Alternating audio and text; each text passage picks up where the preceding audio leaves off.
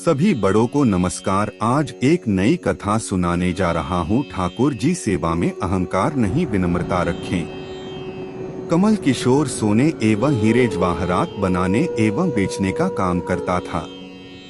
उसकी दुकान से बने हुए गहने दूर दूर तक मशहूर थे।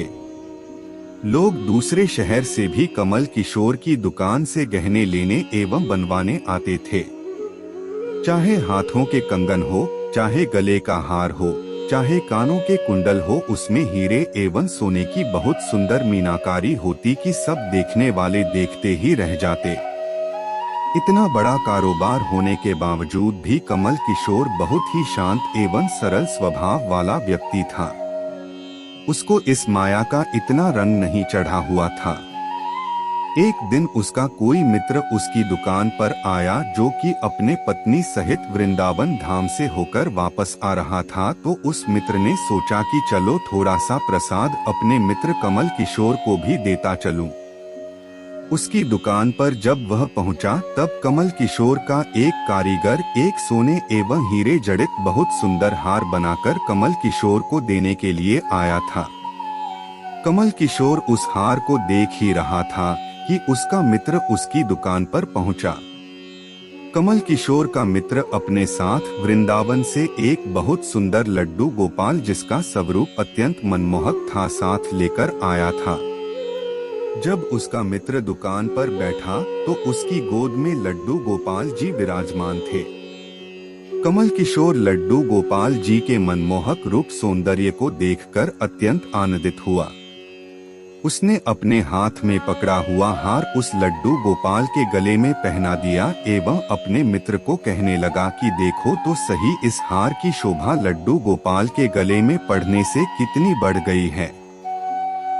उसका मित्र एवं कमल किशोर आपस में बातें करने लगे। बातों बातों में ही उसका मित्र लड्डू गोपाल को हार सहित लेकर चला गया। दोनों को ही पता न चला कि हार लड्डू गोपाल के गले में ही पड़ा रह गया है। कमल किशोर का मित्र अपनी पत्नी सहित एक टैक्सी में सवार होकर अपने घर को रवाना हो गया। जब वह टैक्सी से उतरे तो भूलवश लड्डू गोपाल जी उसी टैक्सी में रह गए। टैक्सी वाला एक गरीब आदमी था, जिसका नाम बाबू था, जो कि दूसरे शहर से यहाँ अपने परिवार का पालन पोषण करने के लिए टैक्सी चलाता था एवं वह टैक्सी लेकर काफी आगे निकल चुका था। आज उसको अपने घर वापस जाना था, जो कि दूसरे शहर में था। जब टैक्सी लेकर बाबू अपने घर पहुँचा तो उसने जब अपनी टैक्सी की पिछली सीट पर देखा तो उसका ध्यान लड्डू गोपाल जी पर पड़ा, जो कि बड़े शाही तरीके से पिछली सीट पर गले में हार धारण करके सुंदर सी पोशाक पहनकर हाथ में बांसुरी पकड़े हुए पसर कर बैठे हुए हैं। बाबू यह देखकर एकदम से घबरा गया कि यह लड्डू गोपाल जी किसके हैं। लेकिन अब वह दूसरे शहर से अपने शहर जा चुका था, जो कि काफी दूर था एवं वह सवारी का घर भी नहीं जानता था। तो वह दुविधा में पड़ गया कि वह क्या करे। लेकिन फिर उसने बड़ी श्रद्धा से हाथ धोकर लड्डू गोपाल जी को उठाया एवं अपने घर के अंदर ले गया। जैसे ही उसने घर के अंदर प्रवेश किया, उसकी पत्नी ने उसके हाथ में पकड़े लड्डू गोपाल जी को जब देखा को इतनी सुंदर स्वरूप वाले लड्डू गोपाल जी को देखकर उसकी पत्नी ने झट से लड्डू गोपाल जी को अपने पति के हाथों से ले लिया। उसकी पत्नी, जिसकी 8 साल शादी को हो चुके थे, उसके अभी तक कोई संतान नहीं थी। लेकिन गोपाल जी को हाथ में लेते ही उसका वात्सल्य भाव जाग उठा। उसकी ममतामयी एवं करुणामयी आंखें झरझर बहने लगी।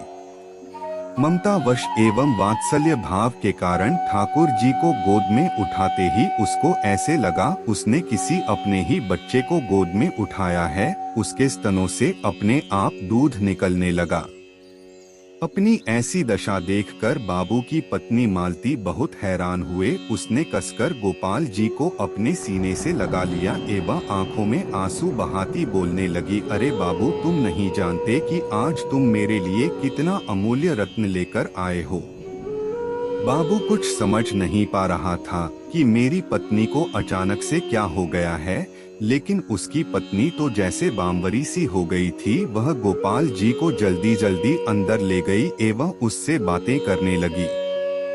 अरे लाला, इतनी दूर से आए हो, तुम्हें भूख लगी होगी। एवं उसने जल्दी जल्दी मधु एवं घी से बनी चूरी बनाकर एवं दूध गर्म करके ठाकुर जी को भोग लगाया।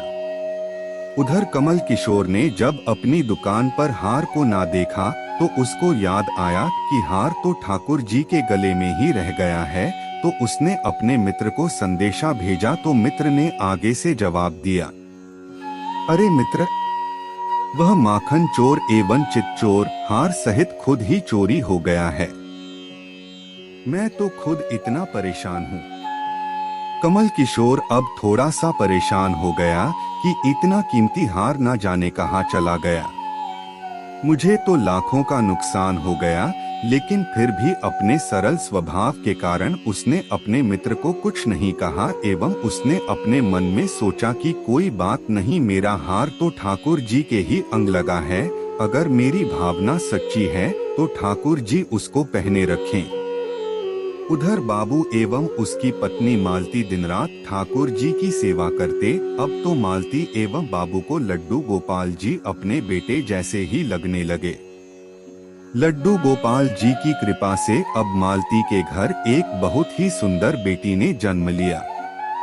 इन सब बातों का श्रेय वह लड्डू गोपाल जी को देते कि यह हमारा बेटा है एवं अब हमारी बेटी हुई है। अब हमारा परिवार पूरा हो गया। मालती लड्डू गोपाल जी को इतना स्नेह करती थी कि रात को उठ उठ कर देखने जाती थी कि लड्डू गोपाल जी को कोई कष्ट तो नहीं है। ऐसे ही एक दिन कमल किशोर व्यापार के सिलसिले में दूसरे शहर आना पड़ा। यहाँ पर बाबू रहता था, लेकिन दुर्भाग्यवश जब वो उस शहर में पहुंचा तो अचानक से इतनी बारिश शुरू हो गई कि कमल किशोर को जहां पहुंचना था वहां पहुंच ना सका।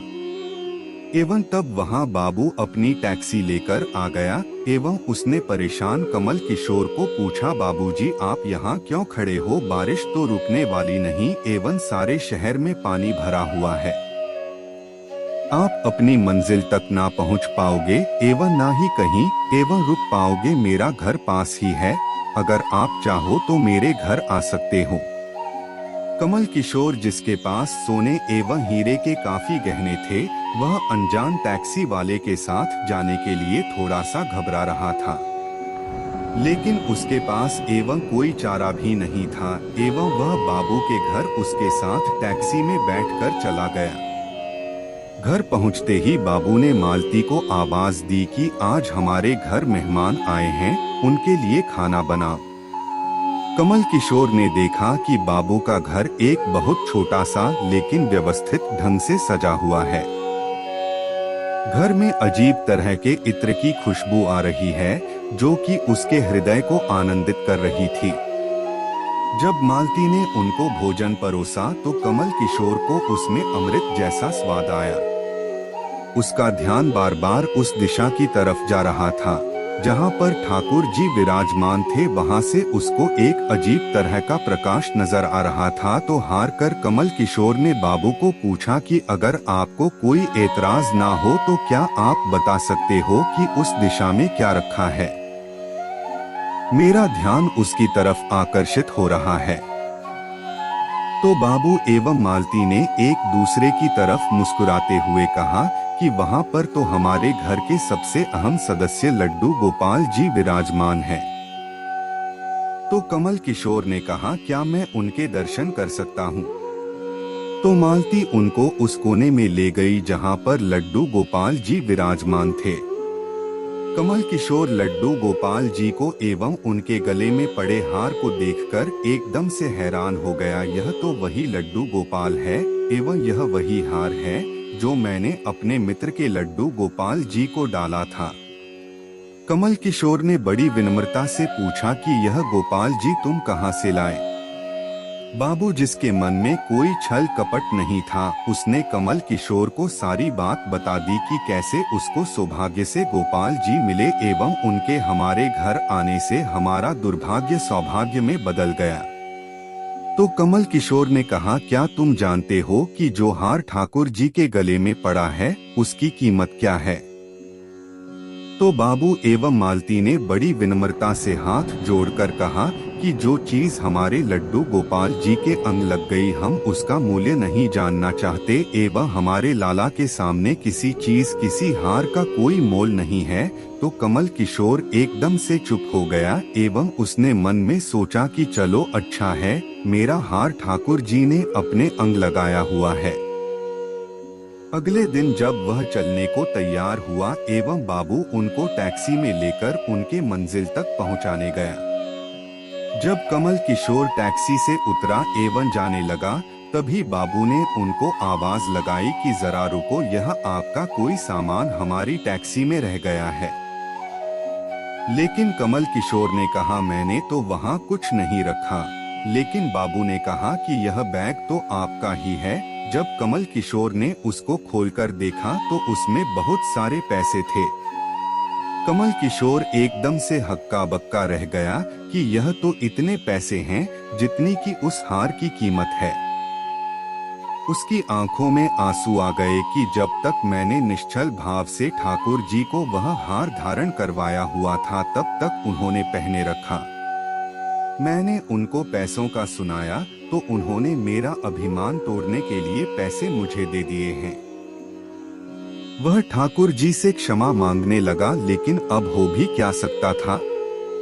इसलिए हमारे अंदर ऐसे भाव होने चाहिए कि उसमें अहंकार न होकर विनम्रता होनी चाहिए एवं ठाकुर जी जैसा चाहते हैं वैसा ही होता है। हम तो निमित्त मात्र हैं।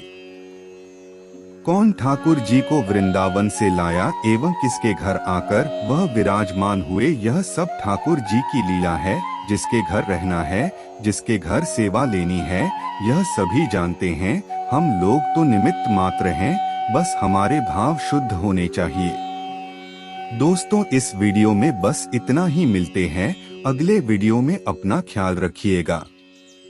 मेरे चैनल को सब्सक्राइब करें और लाइक करें ताकि मैं आप सबके लिए ऐसे ही वीडियो बनाता रहूं।